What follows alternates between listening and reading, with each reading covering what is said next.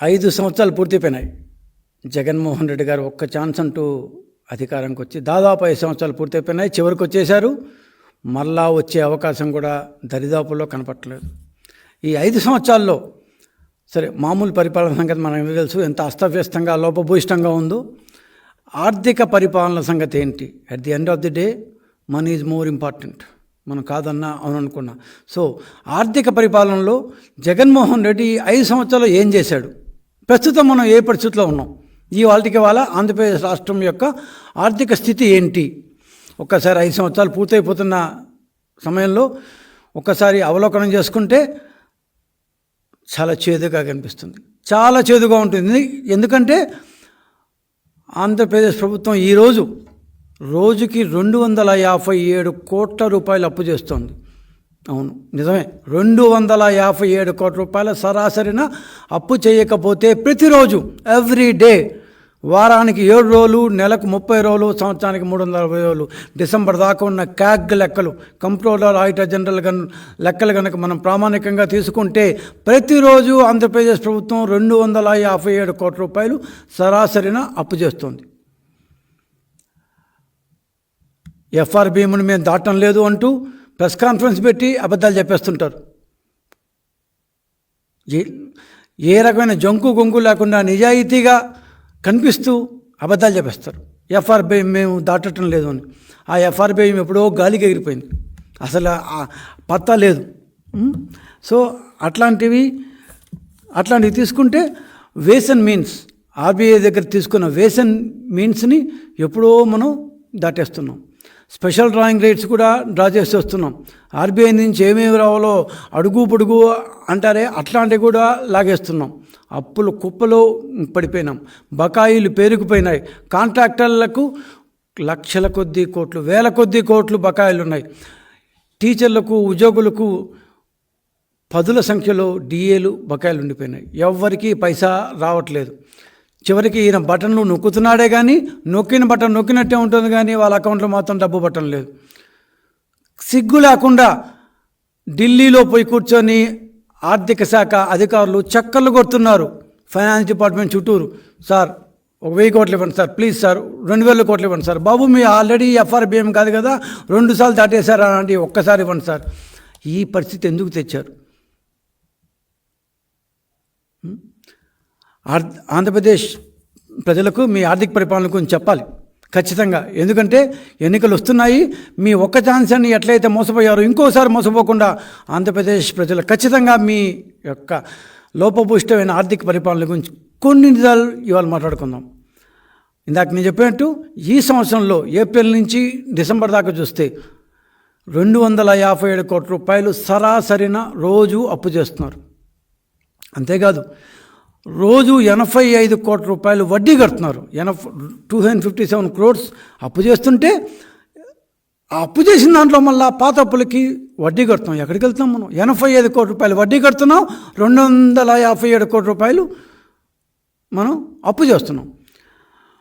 ఈ యొక్క ప్రభుత్వం ఏప్రిల్ నుంచి డిసెంబర్ దాకా మన దగ్గర క్యాగ్కు సంబంధించిన సమాచారం ఉన్న మేరకు దాదాపు రోజుకి 698 కోట్ల రూపాయలు ఖర్చు పెడుతోంది. 698 కోట్ల రూపాయలు, 1,88,324 కోట్లు అంటే దాన్ని 9 నెలల్లో భాగిస్తే 20,924 crores పర్ మంత్ వేసుకుంటే ప్రతిరోజు 698 కోట్లు. కానీ 698 కోట్లు గవర్నమెంట్ ఖర్చు పెట్టేటప్పుడు ఎంత సంపాదించాలి? మన ఇంట్లో అయితే మనం ఎంత సంపాదిస్తామో అంత ఖర్చు పెడతాం, లేదా ఎంత ఖర్చు ఉంటే అంత సంపాదించి ట్రై చేస్తాం. 5దో 10దో అప్పు చేస్తాం. జగన్మోహన్ రెడ్డి గారు మాత్రం అట్లా కాదు ఉండోయ్. ఆయనకి సంపాదన మీద దృష్టే ఉండదు. ఏడానో పని వస్తుందో ఎక్కడ పోతుంది, అప్పు తీసుకున్నాం గడిపేద్దాం, అప్పు ఇచ్చే వాళ్ళు పైన ఉన్నారు కాబట్టి అప్పు తీసుకుందాం. 698 కోట్లు ఆయన సొంతంగా సంపాదించేది ఎంత తెలుసు అంటే రాష్ట్రం పన్నులేసి, రాష్ట్రం జిఎస్టీలు, సేల్స్ ట్యాక్సులు, ఎక్సైజు ఇవంతా వేసి సంపాదించే ఎంత తెలుసా రోజుకి? కేవలం 264 కోట్ల రూపాయలు మాత్రమే. 698 కోట్ల రూపాయలు రోజుకి ఖర్చు పెడుతోంది ఈ యొక్క ప్రభుత్వం. కానీ సంపాదించేది మాత్రం కేవలం 264 కోట్లు. అంటే మిగతా 434 కోట్ల రూపాయలు ఎక్కడి నుంచి వస్తున్నాయి? మరి డబ్బులు లేకుండా ఎట్లా ఖర్చు పెడుతున్నాడు జగన్మోహన్ రెడ్డి గారు? 698 కోట్ల రూపాయలు ఖర్చు పెడుతున్నాడు, కేవలం 264 కోట్ల రూపాయలు మాత్రమే సంపాదిస్తున్నాడు.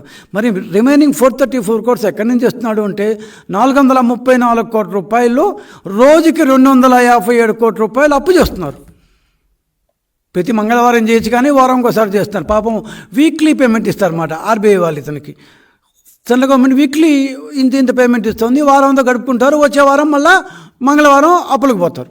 సో 434 కోట్ల రూపాయలు బకాయిలు రోజుకుంటే దాంట్లో 257 కోట్ల రూపాయలు అప్పు ద్వారా వస్తుంది.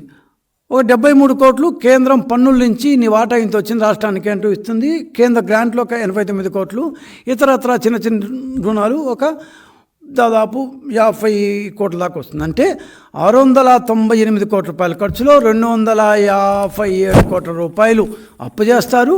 ఆ 698 కోట్ల రూపాయలు 80 కోట్లు వడ్డీ కూడా కడతారు. ఇదేం గవర్నమెంట్ అండి? దీంట్లో పెట్టుబడులే ఉంటాయి. ఇంకా నా బొందా పెట్టుబడులు అనే అసలు అట్లాంటి మాట కూడా అసలు జగన్మోహన్ రెడ్డి గారికి తెలియని కూడా తెలియదు.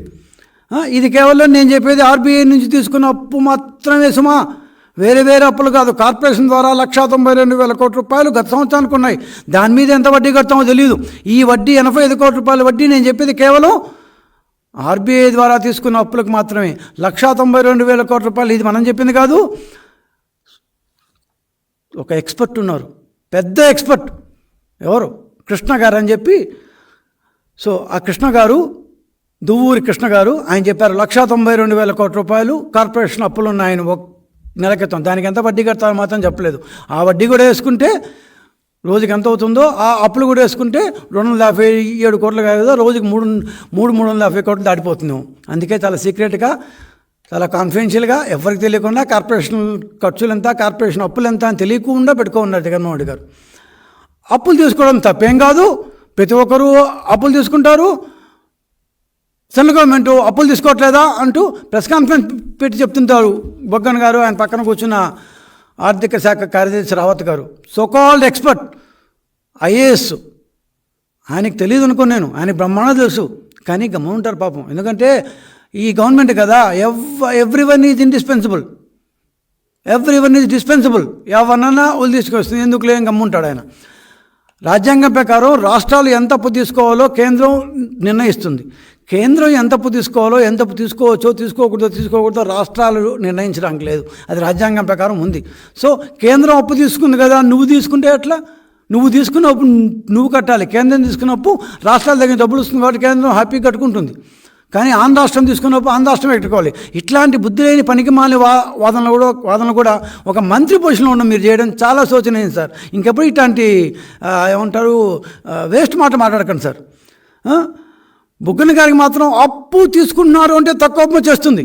మళ్ళీ ప్రతి వారం మంగళవారం కాగానే పోయి హాజరు సార్, ఐఎమ్ హియర్ సార్, నేను ఆంధ్ర నుంచి వచ్చాను సార్, నేను ప్రజెంట్ సార్ అని చెప్తుంటారు. కానీ అప్పు తీసుకున్నారు సార్, మీరు ఎఫ్ఆర్బిఎం దాటిపోతున్నారు, లిమిట్ దాటిపోతున్నారు అంటే ఇంత కట్ల కాగితాలు వేసుకొస్తారు, ఏందేందో చెప్తారు, పర్సంటేజ్లు అంటారు, అదంటారు ఇదంటారు. ఇంతకు ఈసారి నీకు ఇచ్చిన ఆర్బీఐ లిమిట్ ఎంతయ్యా అంటే ఒక్క ముక్క మాట్లాడు మహానుభావుడు.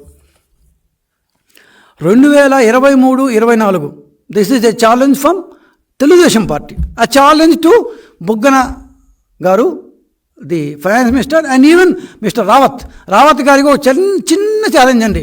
ఏం కష్టపడవాలి, మీరు చాలా ఈజీ చెప్పేయచ్చు.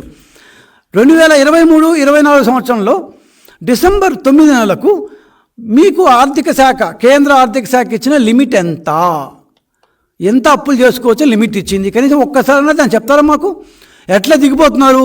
వచ్చే అవకాశం కనుచూపు మేల్లో లేదు, కనపడటం లేదు. గ్యారంటీగా మీకు నెక్స్ట్ టైం ఆర్థిక మంత్రి పదవి రాదు, మీరు మాజీ ఆర్థిక మంత్రి మాత్రమే. రావత్ కానీ గ్యారంటీగా మేము కానీ అయితే గ్యారంటీగా ఇంత లోపభూయిష్టంగా ఆర్థిక శాఖ నిర్వహించిన రావత్ గారిని అయితే గ్యారంటీగా మేము ఆ పర్టికులర్ పోర్ట్ఫోలియో అయితే ఉంచము. మీ ఇద్దరు పోతూ ఒక్క క్వశ్చన్ ఇందాక నేను అంటూ డిసెంబర్ నాటికంటే ఏప్రిల్ టు డిసెంబర్ 2023-24 ఆర్థిక సంవత్సరానికి ఆర్థిక శాఖ మీకు ఇచ్చిన ఎఫ్ఆర్బిఎం లిమిట్ ఎంత? మీరు చెప్పకపోయినా నేను చెప్తా, కరెక్ట్గా కదా చెప్పండి చాలు.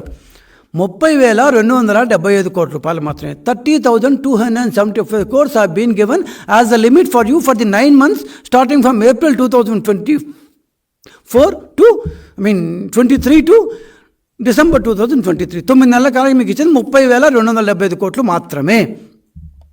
ఒకవేళ ఈ ఒక్కసారైనా నిజం చెప్పండి సార్, ఒకవేళ మీ ఒత్తిడితో మీరు రకరకాల మార్గాల్లో పెట్టిన ప్రెజర్తో కేంద్రం ఏమైనా లిమిట్ పెంచుంటే ఆ మాట కూడా చెప్పండి, విని సంతోషిస్తాం. అట్లీస్ట్ మీరు ఇప్పటిదాకా ఎఫ్ఆర్బిఎం లిమిట్ పెంచారు అని మాత్రం ఈ 9 నెలల్లో చెప్పలేదు మీరు. ఒకవేళ పెంచుంటే మీరు రహస్యంగా ఉంచుకుంటే కనీసం పోయేటప్పుడు చెప్పండి sir. December CAG report December దాకే ఉంది, ఇంకా జనవరి మీరు ఇవ్వలేదు. డిసెంబర్ 23, 2023 దాకా మీరు కంప్ట్రోలర్ ఆడిటర్ జనరల్కి ఇచ్చిన క్యాగ్ రిపోర్ట్ ప్రకారం తీసుకున్నా కూడా మీరు చెప్పింది మీ గవర్నమెంట్ స్పెసిఫిక్గా చెప్తాను, మీ గవర్నమెంట్ మంత్లీ ఇండికేటర్స్లో మేము 69,736 కోట్ల రూపాయలు అప్పు తీసుకున్నామని చెప్పున్నారు. ఇది నిజమా కాదా? కనీసం క్యాగ్ కన్నా మీరు ఇచ్చారా?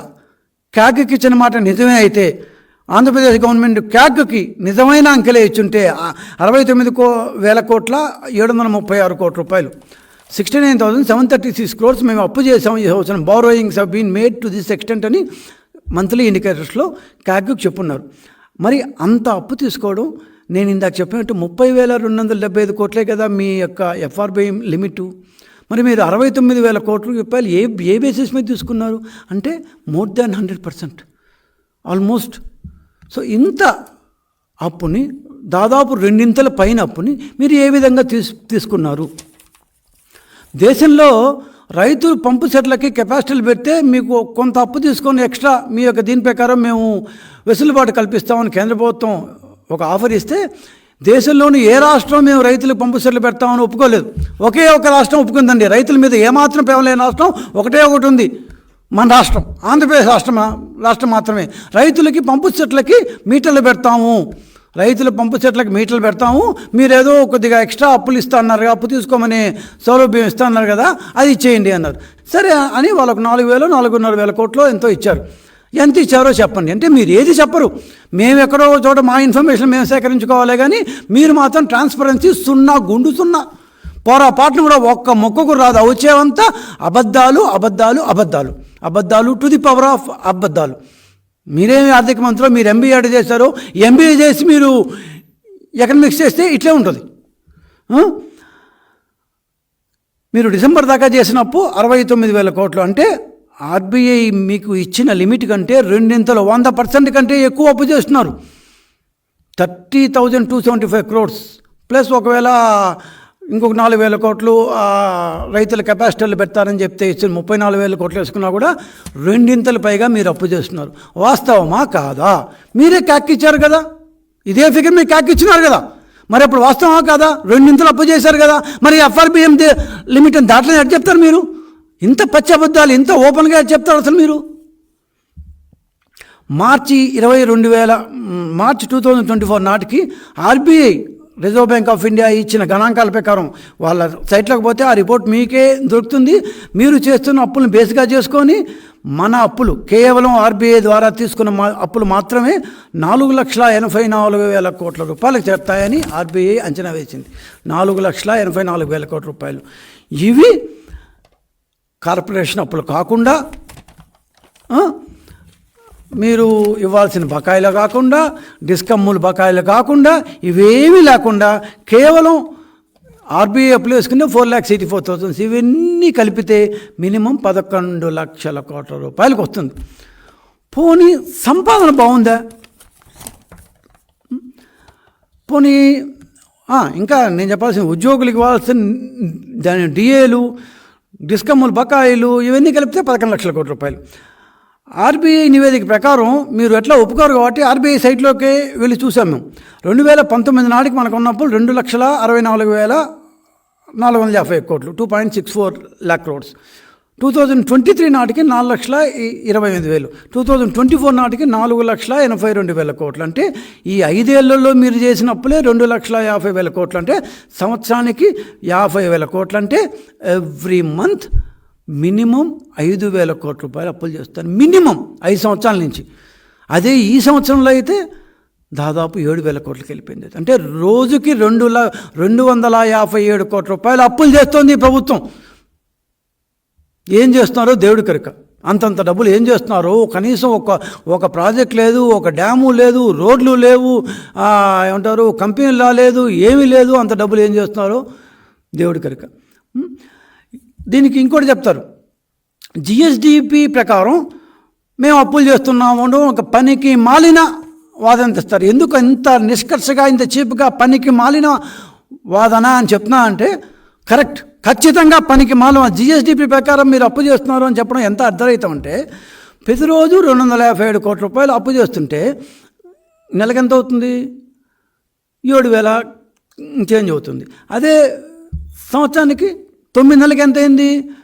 69,000 కోట్ల రూపాయలు అయింది. ఈ 69,000 కోట్ల రూపాయలు ప్లస్ మీరు కార్పొరేషన్ల దగ్గర తీసుకున్న డబ్బు, ఈ దాన్ని ఏమంటారు మందు ద్వారా తీసుకున్న డబ్బు, బ్యాంకుల ద్వారా తీసుకున్న డబ్బు, ఇవంతా 1,00,000 కోట్ల రూపాయలు వస్తుంటే ఈ 1,00,000 కోట్ల రూపాయలు మీరు పంచిపెడుతున్నారు, రకరకాల మీ యొక్క ఖర్చులు పెడుతున్నారు. ఈ 1,00,000 కోట్ల రూపాయలు ఆర్థిక రంగంలోకి వచ్చిన తర్వాత అది అందరి చేతుల్లోకి పోతుంది.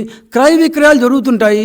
క్రయ విక్రయాలే కదా జిఎస్డిపి అంటే జనాలకి ఇవంతా ఇంత టెక్నికల్ లాంగ్వేజ్ తెలియదు కాబట్టి జిఎస్డిపి ప్రకారం మేము అప్పులు చేసేస్తామని ఒక పనికి మాలిన చెత్త వాదన తెచ్చేసి మిమ్మల్ని మీరు సమర్థించుకుంటే తప్పు కదా. What is member DSP?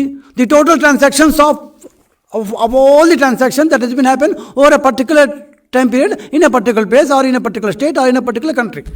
ఒక రాష్ట్రంలో కానీ, ఒక దేశంలో కానీ, ఒక ప్రాంతంలో కానీ మొత్తం జరిగిన క్రయ విక్రయాలన్నీ గ్రాస్ స్టేట్ డొమెస్టిక్ ప్రోడక్ట్ ఆ గ్రాస్ నేషనల్ దాని డొమెస్టిక్ ప్రోడక్ట్ అంటాం. సో ఈ జిఎస్డిపి ప్రతిరోజు మీరు అప్పులు చేసి ఆ అప్పులన్నింటినీ ఆర్థిక రంగంలోకి పెడుతున్నప్పుడు అందరూ ఖర్చు పెడతారు. ఖర్చు పెట్టిన ఇప్పుడు నాకు ఒక 100 రూపాయలు, ఇంకో 100 రూపాయలు ఇస్తే అందరికీ కలిసి ఒక 10 మంది 1000 రూపాయలు ఇస్తే ఈ 1000 రూపాయలు 10 మంది చేతులు మారుతాయి. అప్పుడు ఒక్కొక్క రూపాయి 2 సార్లు 3 సార్లు చేతులు మారుతుంటుంది. అంటే 3,000 రూపాయలు వచ్చినట్ట కాదు కదా, వచ్చింది 1000 రూపాయలే, జస్ట్ చేతులు మారింది అంతే. కానీ మీరేం చేస్తున్నారు? మీరు ఇచ్చిన అప్పు చేతులు మారిన లెక్కను బేస్ చేసుకొని జిఎస్డిపి ఎక్కువైంది 16%, 14% అని శుష్క మాటలు చెప్తూ, పనికిరాని చెత్త మాటలు చెప్తూ దాని బేస్గా మళ్ళీ ఎక్స్ట్రా అప్పులు తీసుకుంటున్నారు. అంటే అప్పులు అప్పులు అప్పులు అప్పులు, ఇది తప్ప మీకు ఇంకేమీ కనపట్లేదు. సంపాదించడం చేత కాదు. ఆ రోజు మేము 10 ఏళ్ల క్రితం మేము స్టార్ట్ చేసినప్పుడు, 5 ఏళ్ల క్రితం మేము ఎండ్ చేసినప్పుడు ఎంత ఆదాయం ఉందో ఈ రోజుకి అంతే ఆదాయం కనిపిస్తుంది, సొంత ఆదాయం. సో సొంత ఆదాయాన్ని పెంచుకునే మాట దేవుడు ఖర్చన్న చూసి పెట్టండి రా బాబు అంటే 698 కోట్ల రూపాయలు ఖర్చు పెడతారు. పోనీ ఏమన్నా సంపాదించుకునే స్థాయి ఉందా, అంత వాగ ఉందా, అంత దమ్ము ఉందా అంటే 264 కోట్లు 698 crores ఖర్చు పెడుతూ, అంటే 10 సార్లు ఇన్ని లెక్కలు చెప్తుంటే కొద్దిగా కన్ఫ్యూజింగ్గా ఉంటుంది. కానీ ఆంధ్రప్రదేశ్ ప్రజలు బాగా వినాలి. 698,000 కోట్ల రూపాయలు రోజు ఖర్చు పెడుతుంటే సంపాదించేది మాత్రం 264 కోట్లే. 257 కోట్లు అప్పు చేస్తున్నాం. 264 crores సంపాదిస్తూ ఉంటా, 257 crores అప్పు చేస్తూ ఉంటా. 10 సార్లు చెప్పండి, నాకే కష్టంగా ఉంది కూడా.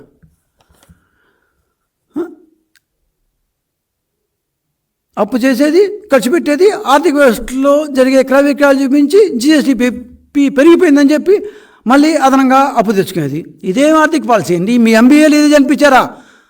కానీ మేము నేర్చుకునే ఎకనామిక్స్లో అయితే ఇవేమీ నేర్పలేదు సార్. మీరు ఎంబీఏ చదువుకున్నారు కదా, అందుకని ఎంబీఏకి ఎకనామిక్స్కి ఎక్కడ సాపత్యం నాకు అర్థం కావట్లేదు. సో ఎంబీఏ చదివి ఆర్థిక మంత్రి అయిన మీరు ఇట్లా చేస్తారు, మరి ఇంకేముంటుంది? కనీసం కొద్దిగా ఎకనామిక్స్ని చదువుకుంటే మీరు. Obviously, sir, I am really saying your MBA doesn't fit for this. ఆర్థిక మంత్రి శాఖకి ఎంబీఏకి ఏం సంబంధమో నాకు అర్థం కావట్లేదు. ఎక్కడన్నా బయట నుంచి డబ్బు వస్తుందా? బయట నుంచి కంపెనీలో ఏమైనా కడుతున్నాయా? ఏమీ లేదు. అప్పు తెచ్చుకునేది, దాన్ని ఇక్కడెక్కడే ఇదే రూమ్లో ఖర్చు పెట్టుకునేది, మా జిఎస్డిపి పెరిగిపోయిందని చెప్పి మళ్ళీ ఫర్దర్ అప్పులు తెచ్చుకునేది. పోనీ జిఎస్డిపి పెరిగింది అంటుంటారు కదా మన యొక్క బొగ్గన గారు ఊరుకుమంటే, ఆ జిఎస్డిపిలో మన అప్పుల శాతం ఏం తెలుసా? 33.5%. మొత్తం 13 లక్షలు 14 లక్షల కోట్లు అంటున్నారే, దాంట్లో కనీసం ఆర్బీఐ నుంచి తీసుకుంది మాత్రమే తీసుకుంటే 33.5%. మొత్తం అప్పులు లెక్కేస్తే దాదాపు 80%. అంటే ఈ టోటల్ జిఎస్డిపిలో ఈ రోజు మొత్తం అప్పులు చూస్తే దాదాపు 11 లక్షల కోట్లు, అంటే 80% అప్పులు చేస్తున్నాం ఆ సోకాల్డ్ జిఎస్డిపిలో. పోనీ ఇంత అప్పులు చేస్తున్నాం, కనీసం అదేవిధంగా సంపాదన చేస్తున్నారా? అంతంత మాత్రమే. జానాబెత్తుడు తోక ఎప్పుడు అంతకంటే పోదు. డిసెంబర్ దాకా మనకు అందుబాటులో క్యాగ్ లెక్కల ప్రకారం చూస్తే ఈ సంవత్సరంలో కేంద్రం ఇచ్చే పన్నుల వాటా, కేంద్రం ఇచ్చే గ్రాంటులు ఇవన్నీ అంటే అది మనం సంపాదించుకుంది కాదు కదా, కేంద్రం ఇచ్చింది అది. సో కేంద్రం కాకుండా మీకు నువ్వు సొంతంగా మన రాష్ట్రం సంపాదించుకుని చూస్తే 71,396 కోట్లు. ఈ 9 నెలల్లో మనం సంపాదించి 71,000 కోట్స్. అంటే డిసెంబర్ దాకా చూస్తే ఎవ్రీ మంత్ 7,933 కోట్లు, అంటే రఫ్లీ 8,000 క్రోర్స్. అంటే రోజుకు 264 కోట్ల రూపాయలు మాత్రమే, ఇందాక నేను చెప్తున్నట్టు. సో నెలకి 8,000 కోట్లు సంపాదిస్తున్నాం. అంటే దీంట్లోనే ఎక్సైజ్ ఉంది, డీజిల్ ఉంది, పెట్రోల్ ఉంది, దాని మీద వేసే ట్యాక్స్ ఉన్నాయి, జిఎస్టీ ఉంది, నాన్ ట్యాక్స్ రెవెన్యూ ఉంది, అన్నీ చేస్తే కూడా ఆ జానాబెత్తరే 8,000 కోట్స్. ఖర్చు మాత్రం 20,000 కోట్లు ప్రతి నెల పెడుతున్నాం. నెలకి సంపాదించేది మాత్రం సొంతంగా సంపాదించేది కేవలం 8,000 క్రోర్స్. అది రోజుకు తీశాను నేను. రోజుకు తీస్తే 698 కోట్లు ఖర్చు పెడుతుంటే కేవలం 264 కోట్ల రూపాయలు మాత్రం సంపాదిస్తున్నాం. మిగతా ఎక్కడి నుంచి అంటే ఏముంది, అప్పు ఇస్తున్నారు. మనం ఎంత సంపాదిస్తున్నామో అంత అప్పు తెచ్చుకున్నాం. 264 కోట్లు సంపాదిస్తుంటే 257 కోట్లు అప్పు తెచ్చుకుంటున్నాం. పోనీ ఇదేమన్నా క్వాలిటీ సంపాదన అంటే బయట నుంచి కంపెనీలు వచ్చి వాళ్ళక్కడి నుంచి పన్ను కొట్టి ఆ బయట నుంచి వచ్చే డబ్బు ఏమన్నా మన ఖజానాకు వస్తుందా? ఒక్క కంపెనీ కూడా వచ్చిన పాపన పోలేదు. వచ్చిన కంపెనీలు మనం అందరం పంపించేస్తున్నాం. ఒక్క కంపెనీ రాలేదు. బయట నుంచి వచ్చే డబ్బు ఏమీ ఉండదు. పోనీ ఈ 264 కోట్లు సంపాదిస్తామని చెప్పాం కదా ఎవ్రీడే. అప్పు కాకుండా అప్పు 257 కోట్స్ అయితే సంపాదన 264 కోట్స్. అప్పు కంటే సంపాదన 7 కోట్లు ఎక్కువ ఉందండి. దానికే వీళ్ళు సంతోషపడిపోతున్నారు. సో ఈ 264 కోట్స్ ఎలా సంపాదిస్తారు తెలుసా? మద్యం 41 నుంచి 45 కోట్ల రూపాయలు ప్రతిరోజు మద్యం అమ్మకాల ద్వారా సేల్స్ ట్యాక్స్ లేకుండా చెప్తున్నాను నేను. కేవలం ఎక్సైజు ఏంటారు ఏపీబీసీఎల్ దాని బెవరేజ్ కార్పొరేషన్ లిమిటెడ్ ద్వారా వచ్చే సేల్స్ మాత్రమే తీసుకుంటే ఎక్సైజ్ ట్యాక్స్ లేకుండా 41 నుంచి రోజుకి 45 కోట్ల రూపాయలు వస్తాయి. సేల్స్ ట్యాక్స్ అంటే ఏం తెలుసా? జిఎస్టీ వేరే. సేల్స్ ట్యాక్స్ అంటే పెట్రోలు డీజిల్ మీద వేసే ట్యాక్స్. భారతదేశంలో కంటే అత్యధికంగా tax sales tax petrol diesel మీద 33% మన రాష్ట్రంలోనే ఉంది. ప్రజలు ముక్కు పిండి మరీ చీమిడి ఇట తీసి ఇసురు కొడుతున్నారు సాగుపో అని చెప్పి. అంతంత కాస్ట్ 110 రూపాయలు పెట్రోల్ పెట్టి ఇస్తుంటే ఒక్కొక్క కళ్ళల్లో నీళ్ళు కొడుతున్నాయి బస్సు. మీకేం తెలుసు చెప్పండి? మీరు కొత్త కార్లు కొనుక్కుంటారు, కొత్త దాన్ని ఏమంటారు, బుల్లెట్ ప్రూఫ్ కొంటారు, హెలికాప్టర్ కొనుక్కుంటారు. ఇక్కడ ఒక్కొక్కరికి అది ఇంకా ఇంతకంటే బూతులు వాళ్ళే. నేను 51 కోట్లు సేల్స్ ట్యాక్స్ మీద వస్తుంది, 45 కోట్లు మద్యం మీద వస్తుంది, 106 కోట్లు. 264 క్రోర్స్లో 106 క్రోర్స్ అంటే దాదాపు 40%, 36-37% కేవలం మద్యం అండ్ పెట్రోల్ డీజిల్ మీదే వస్తుంది. ఈ రెండు ప్రజల నుంచి ముక్కుపిండి లాక్కునేవే కదా. అంటే నువ్వు సంపాదించింది ఏది? 160 కోట్లు సంపాదిస్తావు నువ్వు. ఇది ఏది? నాన్ ట్యాక్స్ రెవెన్యూ, ఆ రెవెన్యూ, రకరకాల రోజుకి అప్పు కంటే మీరు యాక్చువల్గా ఈ సేల్స్ ట్యాక్స్ ఇవి చేస్తే అప్పు కంటే మీరు సంపాదించేది దాదాపు 150% తక్కువ ఉంది. మీరేమో ఆర్థిక స్థితి బ్రహ్మాండంగా ఉందంటారు. ఇంకా వడ్డీలు, కార్పొరేషన్ వడ్డీలు కాకుండా ఇందాక నేను చెప్పినట్టు ఈ 257 కోట్లలో 85 కోట్ల రూపాయలు వడ్డీ కడతాం. ప్రతిరోజు 85 కోట్ల రూపాయలు వడ్డీ కడతాం. 257 కోట్ల రూపాయలు అప్పు చేస్తాము. 87 దాంట్లోనే 85 క్రోర్స్ వడ్డీ కడతాం. అంటే మనం వడ్డీ కట్టడానికే అప్పు చేస్తున్నాం.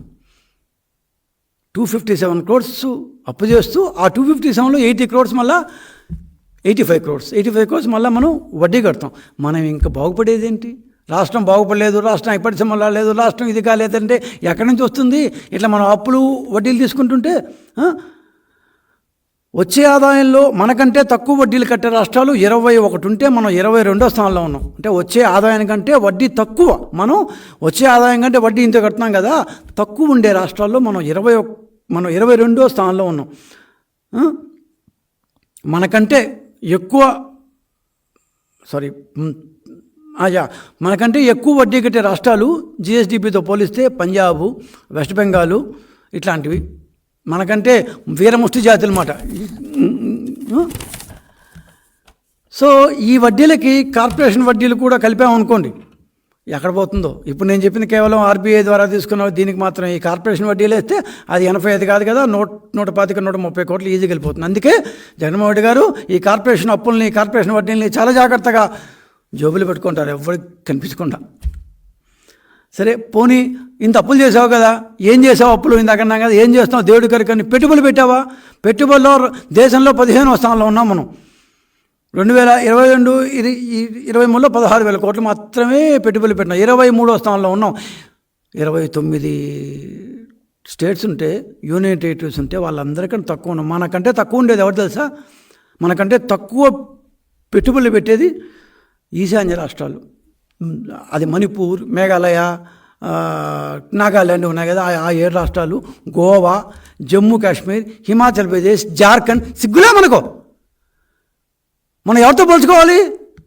పెట్టుబడులు పెడుతున్నాము, మేము క్యాపిటల్ పెడుతున్నాము, ఇది చేస్తున్నాము అని ఎవరితో పోల్చుకోవాలి? మనం మహారాష్ట్రతో పోల్చుకోవాలి, కర్ణాటకతో పోల్చుకోవాలి, పోల్చుకుని తెలంగాణతో పోల్చుకోవాలి, దాన్ని కర్ణాటకతో పోల్చుకోవాలి, పెద్ద రాష్ట్రాలతో పోల్చుకోవాలి. మనం జార్ఖండ్, గోవా, హిమాచల్ ప్రదేశ్, ఈశాన్య రాష్ట్రాలతో పోల్చుకొని ఇట్లా ఉన్నాం. మనకంటే తక్కువ పెట్టుబడి పెట్టేది వాళ్ళే. ఇంత రాష్ట్రాలు బుడికి రాష్ట్రాలు అవి. మొత్తం ఆదాయంలో రాష్ట్ర స్వంత ఆదాయం ఎంత? టోటల్ ఆదాయంలో దేశంలో 9వ స్థానం అంట.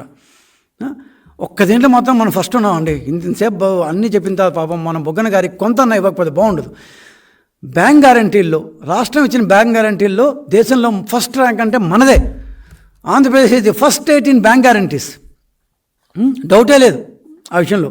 2023 రివైజ్డ్ అంచనాల ప్రకారం 135,000 కోట్లు ఉంది. అప్పుడు ఇది క్యాక్ ద్వారా వచ్చింది. రీసెంట్గా ఆర్థిక శాఖ so-called special secretary Duvvuri Krishna గారు విలేకరులకు చెప్పిన ప్రకారం 197,000 కోట్లని ఎక్కువే చెప్పాడు ఆయన. సో 197,000 కోట్ల రూపాయలు బ్యాంక్ గ్యారంటీలు ఇచ్చున్నామంట. ఇప్పుడు నేను చెప్పిన అప్పులకన్నీ ఇవి 4,82,000 కోట్ల రూపాయలు మార్చేదాకా ఆర్బీఐ లెక్కలని ఏవైతే చెప్పానో ఆర్బీఐ ద్వారా తీసుకుంది, దానికి 1,90,000 రూపాయలు యాడ్ చేయండి. ఒక్కసారిగా 6,80,000 కోట్లకి వెళ్ళిపోయింది. ఇక తర్వాత కాంట్రాక్టుల డబ్బులు, డిఏలు, బకాయిలు, నీరు చెట్టు, అది ఇది చాలా ఉన్నాయి. దాని గ్రాట్యుటీలు ఇవ్వకుండా పాపం రిటైర్ వాళ్ళు ఏడుతున్నారు. ఇవన్నీ చూసుకుంటే ఎక్కడికో వెళ్ళి 11 లక్షలు సరిపోతుంది. అబ్బే లేవు మాది 3 లక్షలు 2 లక్షలు ఎందుకు చెప్తారో, ఎలా చెప్తారో కనీసం వినేవాళ్ళన్నా చీచి తప్పు చెప్తున్నారు కదా ఆర్థిక మంత్రిగా ఉండి ఎలా చెప్తారో అనుకుంటారో.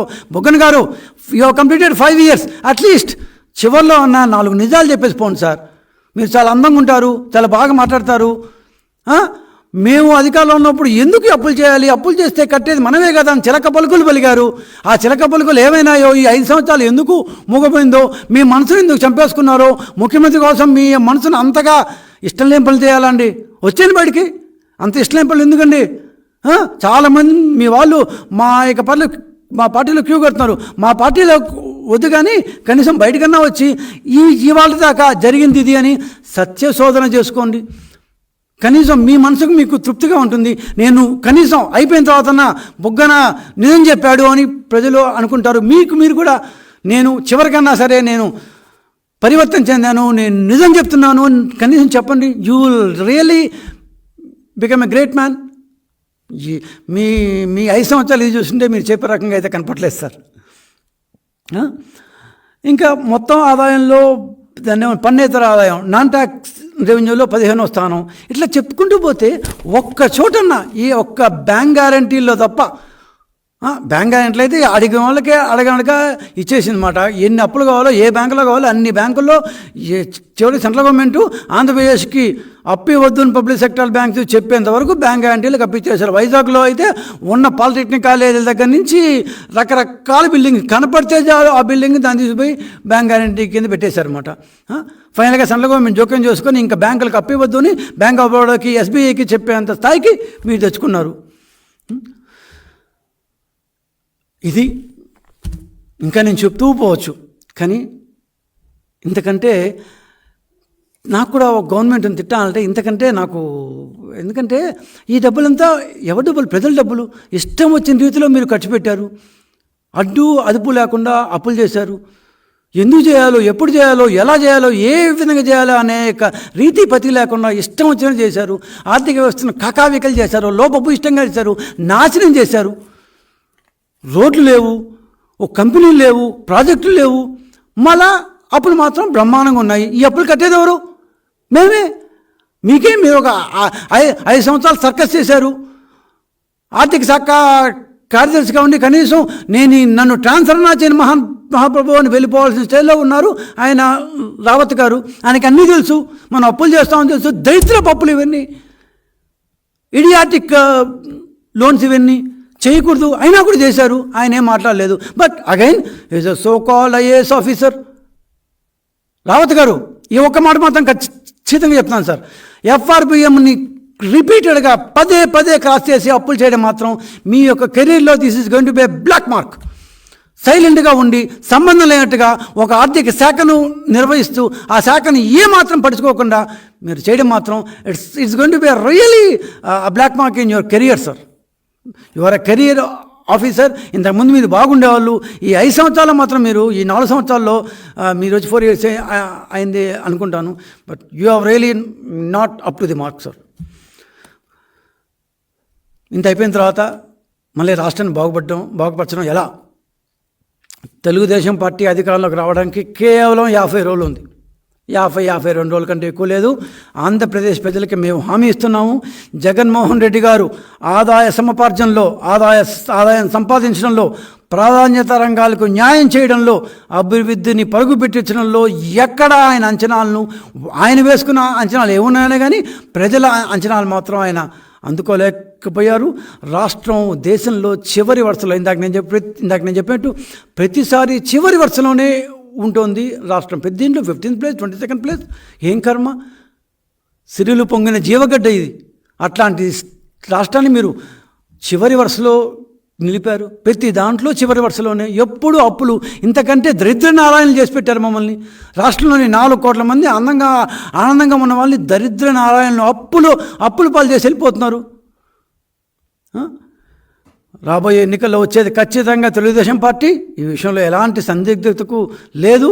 మీరు సిద్ధమైన సంసిద్ధమైన జరగబోయే పరిణామం మాత్రం తెలుగుదేశం విజయమే, అంతకు వేరే ఇది లేదు. ఖచ్చితంగా రాష్ట్రాన్ని తిరిగి గాడిలో పెడతాం. ఈ రాష్ట్రాన్ని దేశంలో నెంబర్ 1గా నిలుపుతాం. తెలుగు ప్రజల మీద, తెలుగు జాతి మీద మేము చేస్తున్న ప్రతిజ్ఞ ఇది. ఖచ్చితంగా మేము ఘంటాబద్ధంగా చెప్తున్నాం, ఈ రాష్ట్రాన్ని మళ్ళీ ఇట్లాంటి ఢిల్లీ వీధుల్లో పోయి అడుక్కుతునే స్థితికి, ప్రతి నెలా పోయేసి మాకు అప్పిస్తావని అడుక్కునే స్థాయి నుంచి గర్వంగా కాళ్ళెత్తుకునే స్థాయికి మనం ఇంకొకరికి పెట్టే స్థాయికి తీసుకొస్తామని మీ అందరికీ తెలుగుదేశం పార్టీ తరఫున హామీ ఇస్తున్నాం.